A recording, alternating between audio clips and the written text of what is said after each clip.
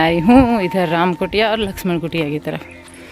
तो मुझे कुछ आप लोगों से बातें करनी थी, बहुत पर्सनल, और कुछ शेयर करना था। पहले तो आप इसकी दशा देख लो, ये तोड़ दी गई है। अब ये सारा एकदम उजड़ गया है। ये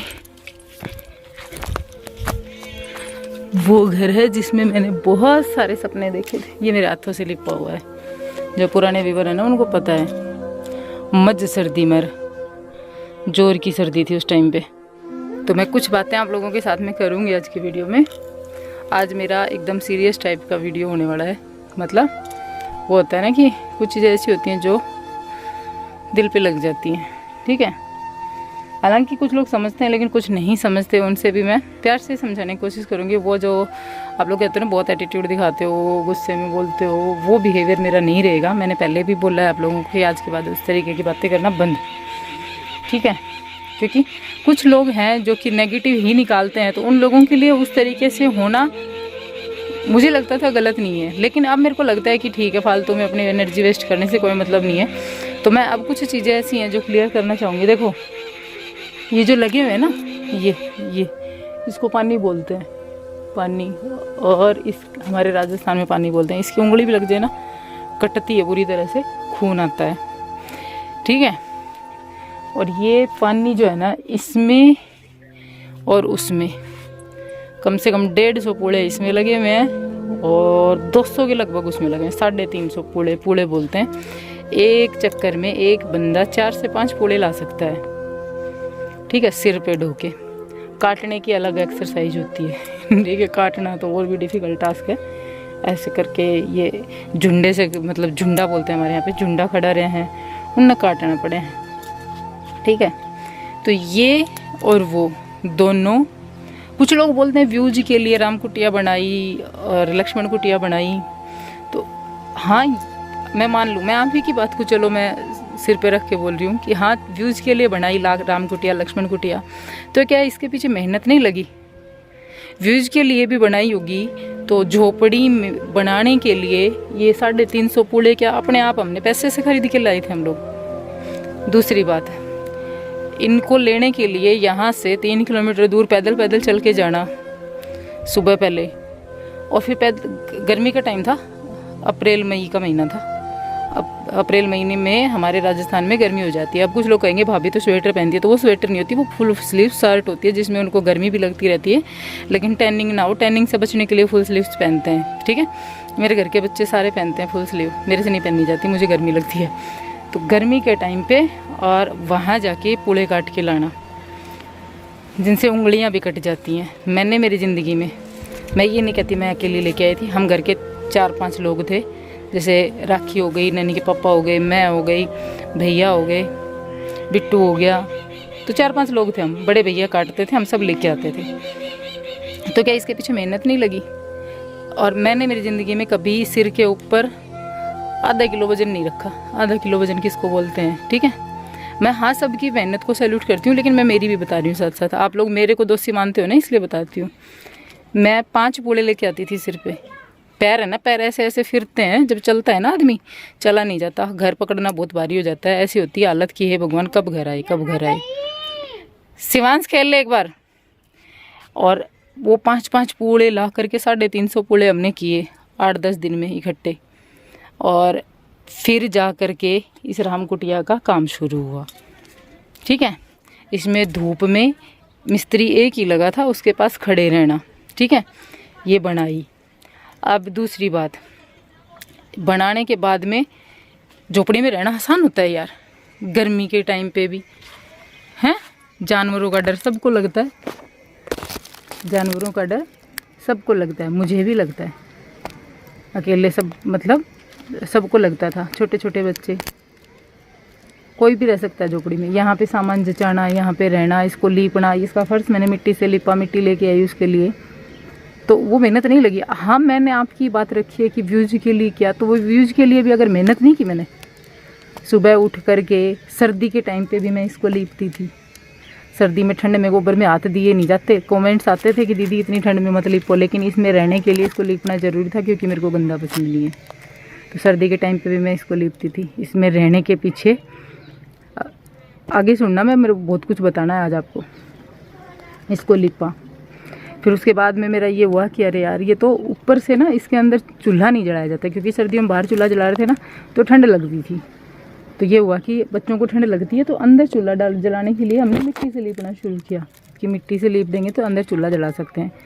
फिर लीपना, मिट्टी से लीपना, एक गाड़ी मिट्टी की थी, एक गाड़ी मिट्टी की चीकनी की, और इस एक गाड़ी में एक गाड़ी गोबर चाहिए था। ठीक है, वो वाला तो बाहर से पूरा लीप रखा है, दिखाती हूँ। ये देखो, ये बाहर से पूरा लीप दिया, अंदर से भी लीप दिया। ये देखो, ये अंदर से भी लीप दिया, बाहर से भी लीप दिया, दोनों साइड से लीप दिया था। शिवांश घर पे चल, गर्मी है। अब सुनो इसके आगे की बात। ये लीपने के लिए ऐसा नहीं है कि मैंने अकेली नहीं लीपी थी, हमने 2 लेडीज़ भी लगाई थी। क्या वहाँ पे पैसे नहीं लगे या वहाँ पे मेहनत नहीं लगी? वो गोबर सिर पे आया था मेरे और शर्मा जी के सिर पे, ले लेके वो एक गाड़ी गोबर डाला था हमने 3 दिन में सबके घरों से इकट्ठा करके। ठीक है, जब जाके इसको लिपा था। अब इसके बाद की कहानी के लिए मैंने ये वीडियो बनाया इतना। उसके बाद में हम लोगों का हुआ कि बच्चों के लिए अप्रैल आ गई थी, स्कूल देखने शुरू किए, मार्च आ गई थी, मार्च में स्कूल देखने शुरू किए। सब जगह स्कूल के लिए चक्कर काटे, इधर उधर सब जगह घूम के आए। यहाँ पे स्कूल नहीं मिला बढ़िया।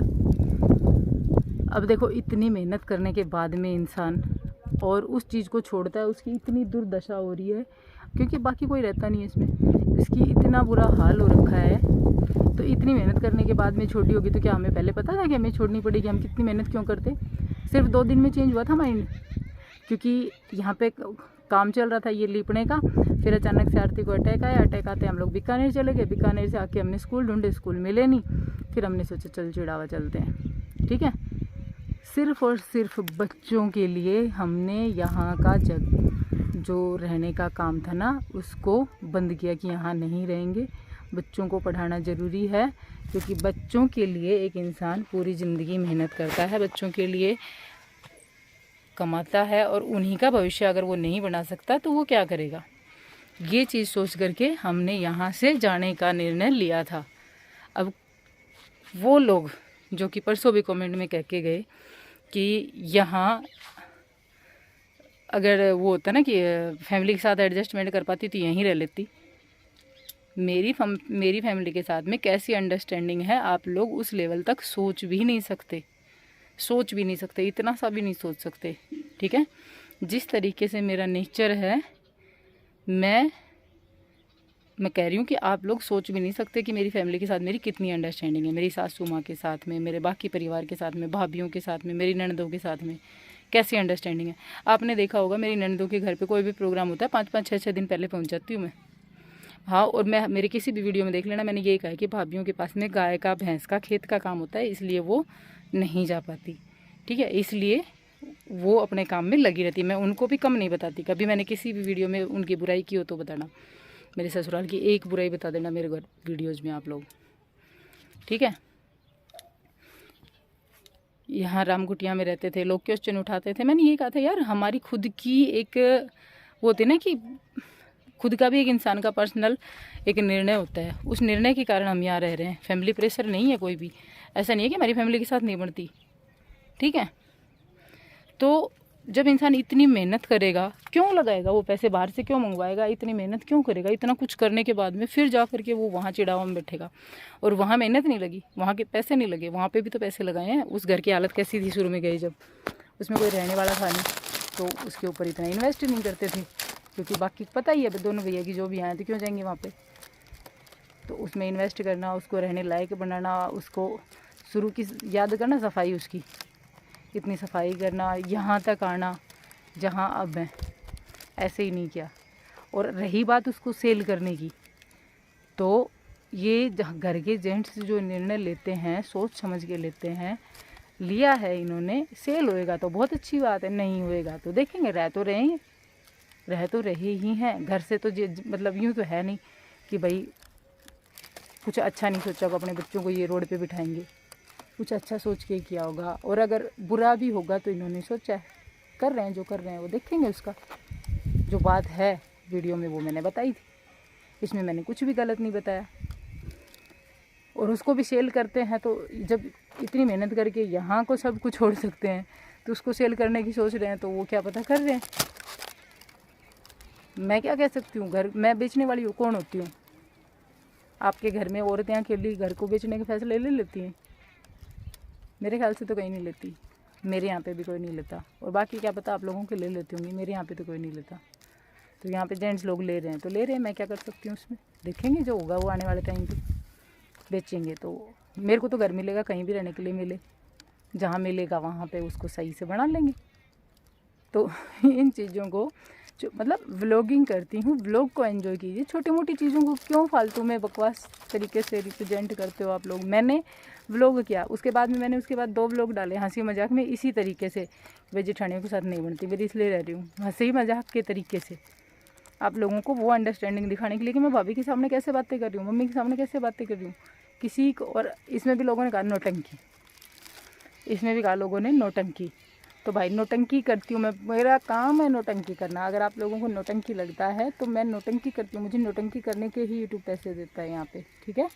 तो आप नौटंकी समझ लो, कोई नौटंकी समझ के देख रहा है, कोई सिंपल लाइफ है ये समझ के देख रहा है। जो भी है आप लोग जैसा सोचोगे सर आँखों पर। मेरा काम था एक बार क्लियर करना, मैंने कर दिया। कि इतना सब कुछ करने के बाद में, हाँ और सबसे मेन बात, जो लोग ये कह रहे हैं काम से बचती हुआ कि, या उनको एक चीज़ और कहना चाहूँगी कि याद करना यहाँ के मेरे व्लॉग। और मुझे पता था वहाँ जाते ही मेरा चैनल डाउन जाएगा। 1 साल हो गई, बुरी तरह से मेरा चैनल डाउन गया। उस टाइम पे मेरे व्लॉग जब यहाँ से गए थे, उस टाइम पे के मेरे व्लॉग देखना कितने बढ़िया चल रहे थे। मेरा चैनल ऐसे गया था ऊपर, ठीक है। मैंने मेरे चैनल को भी साइड में कर दिया बच्चों की पढ़ाई के लिए। और मुझे 100% पता था, और हर एक यूट्यूबर को पता होता है कि हम गांव में रह रहे हैं, यहाँ की लाइफस्टाइल अच्छी चल रही है, यहाँ के व्लॉग अच्छे चल रहे हैं, लोग हमसे यहीं के एनवायरनमेंट के साथ जुड़े हैं। क्योंकि उन लोगों ने मेरे को देखना यहीं से शुरू किया था, उन लोगों को यहीं के व्लॉग पसंद आ रहे थे।